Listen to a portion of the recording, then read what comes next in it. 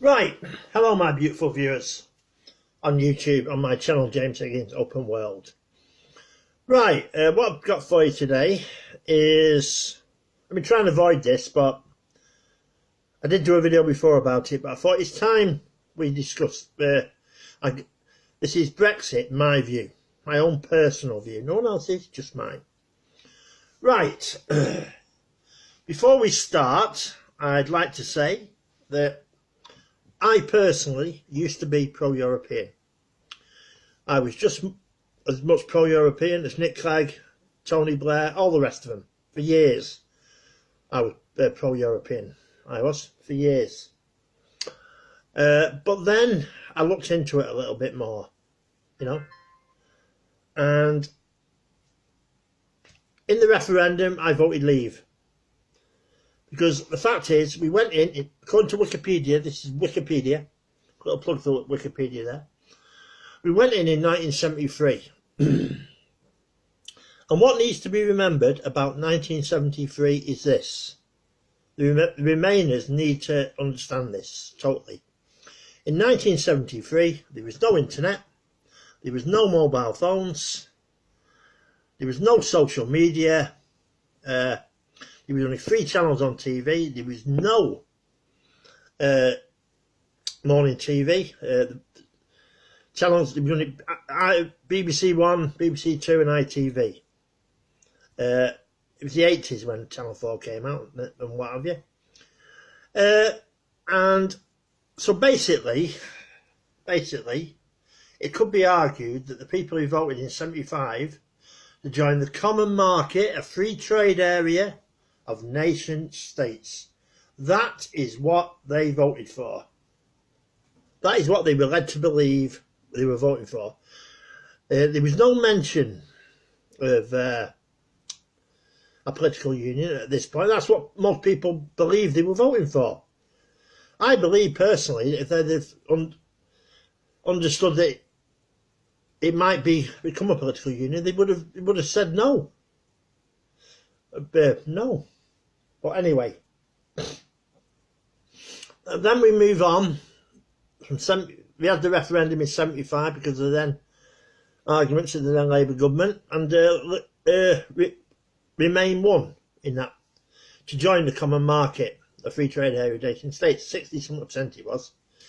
Anyway, then we move on to 1993 when the EU came into being.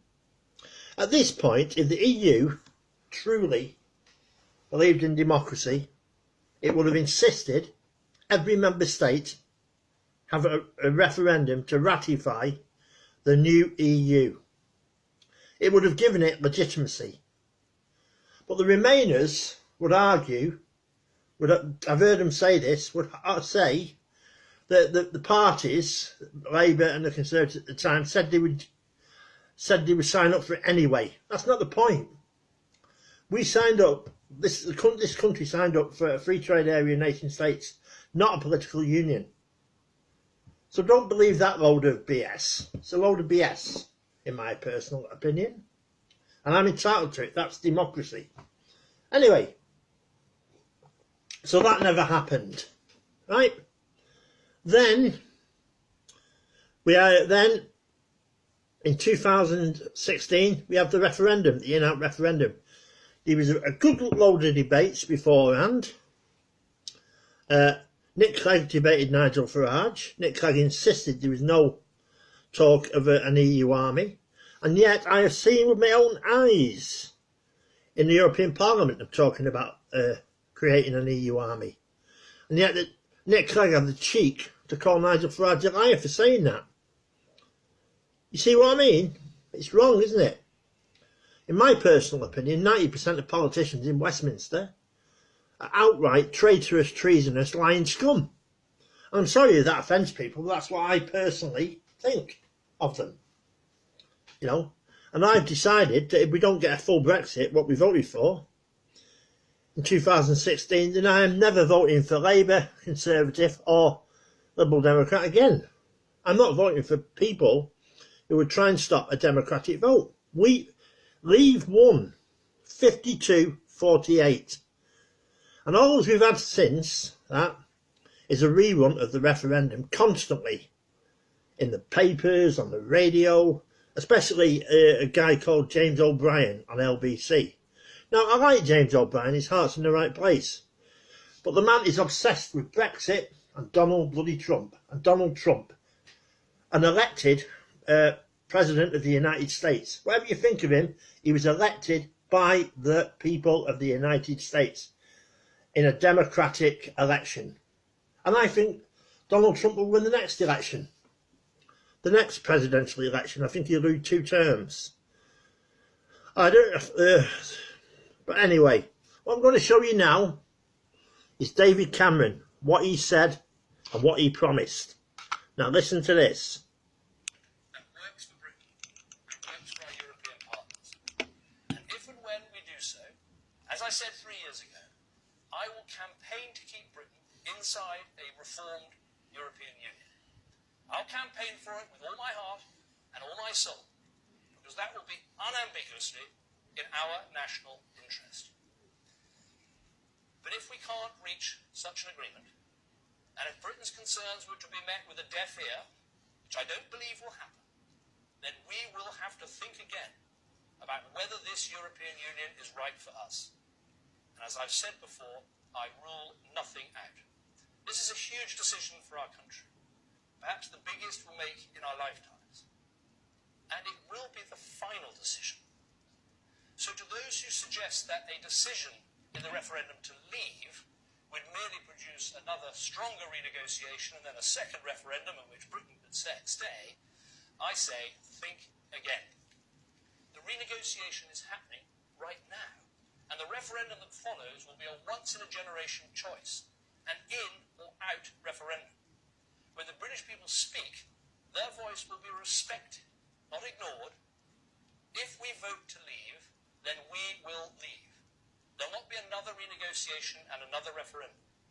So I say to my European counterparts with whom I'm negotiating, this is our only chance to get this right, for Britain and for the whole European Union. And I say to those who are thinking about voting to leave, think very carefully, because this choice cannot be undone. Well, you heard it yourself. You heard it yourself. Right there. David Cameron, the Prime Minister who gave us the referendum. And I will always respect David Cameron for that, for giving us that referendum. But make no bones about it, Nigel Farage, whatever you say about him, if it hadn't been for him, we wouldn't have had it. It hadn't been for UKIP. Right? And that was that. That is that. And now, what we've had, for nigh on 2.5 years now, is the Remainers in the general public and the Europhile MPs in Westminster trying everything in the book. And Gina Miller, you can't forget her, as well, trying to stop the result of the referendum. Because you don't like it. You don't want it. You know.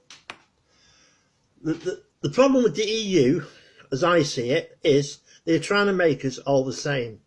They have no respect for cultural differences. They have no respect for national identities whatsoever. They don't care.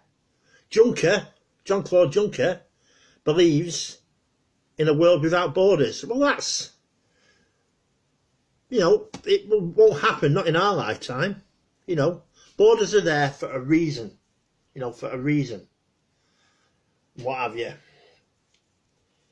And the Remainers, the reason the Remainers lost the referendum, one of the main reasons, was because they would not listen to people's genuine concerns about immigration.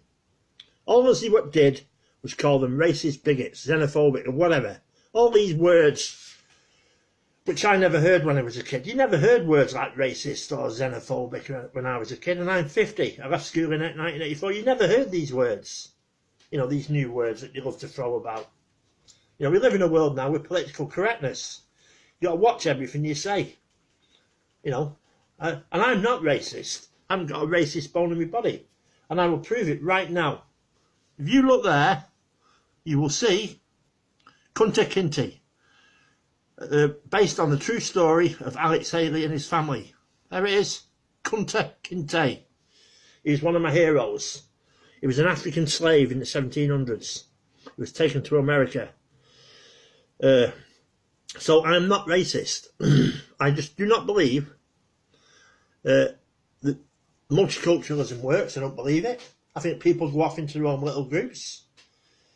You know, what will happen in England is you'll have little Polands, little Bulgarias, little Italys, Chinatowns, all these others, they'll all go off into their own little groups. And that's happened around the world, you know, and there's nothing wrong with that. That's just the way it is. Humanity, in my opinion, is a tribal species. I mean, I do want to see a one world government, and we'll do it one day. I've got great faith in humanity for that. They will do it. But this whole European idea, United States of Europe, will never work. We're too culturally different. You know, the nations in Europe should be like football teams, you know, competing against each other and all the rest of it. Because stuff like that breeds innovation. Look at the space race between Russia and America, you know. It landed a man on the moon because of that, competing against each other, you know. In the end, I personally feel that the EU will implode and nationalism will kill it off. That's only my humble opinion, you know. That is only my humble opinion, and this is coming from someone who was pro-European. It will never work. And here's another one for you. You go, right, I'll give you, listen to this and you'll understand. You go to any high street in the United Kingdom, right, and they're the same shops. Wherever you go, they're all the same, really. Wherever you go in the UK. And that's, the individuality's gone from it. And that's what will happen in Europe if we end up in a federal Europe. Anywhere in Europe you go, all the high streets will be the same. How boring's that? Where's the individuality?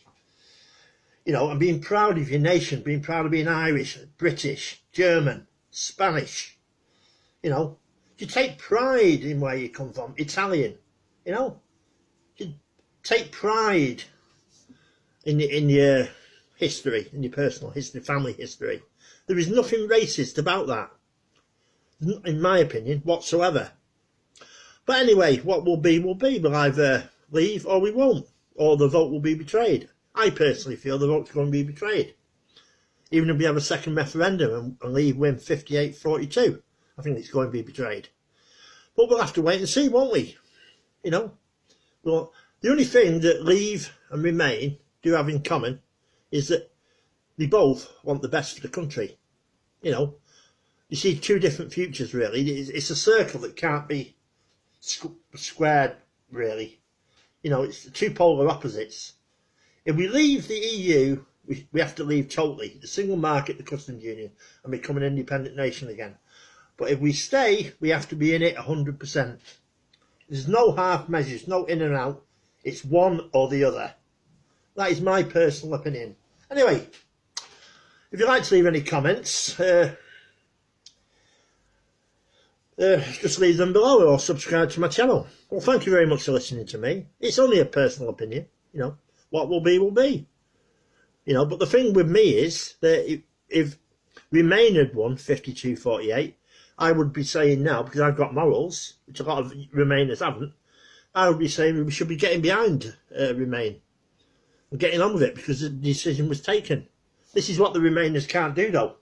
The decision was taken to leave, and they just can't accept it. This is where we are today. We should have got into those negotiations, Britain. We're saying we want to negotiate on this understanding that we're leaving the customs union and we're leaving the single market. This backstop stuff's just an excuse to keep us in my personal opinion. Anyway, thanks for watching. And if you want to leave a comment, it's down there. So, all those Brexiteers out there, thank you. Keep up the work, and hopefully we'll get out of the EU and become a great nation again. Great Britain forever. The lion, let the lion roar. Thank you very much.